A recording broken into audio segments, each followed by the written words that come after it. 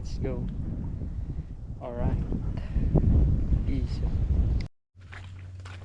Yan po guys, dito natin kinuha guys, pero hindi na ako nakapag video kasi wala pong hahawak ng camera dahil tirik ang araw at mainit.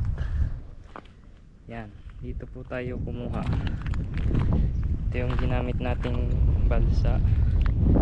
Yan, dito po sa farm na to. Yan, ganda.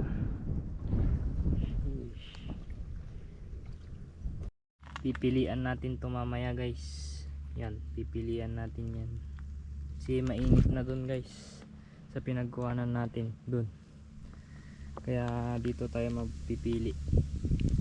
Yan, easy money.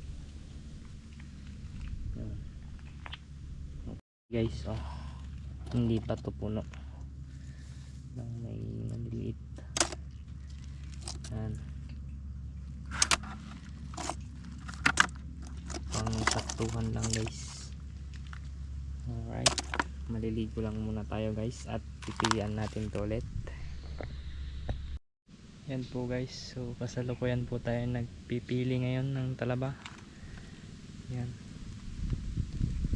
guys, dahil ipipick up na po ngayon.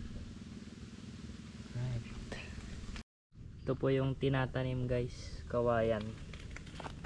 Yan, ganito muna ang unang tutubo, tapos lumot, yung gantong lumot, ganito guys, tapos susunod na itong ganito kaliliit na talaba hanggang sa maging ganito, hanggang sa maging ganito, hanggang sa lumaki.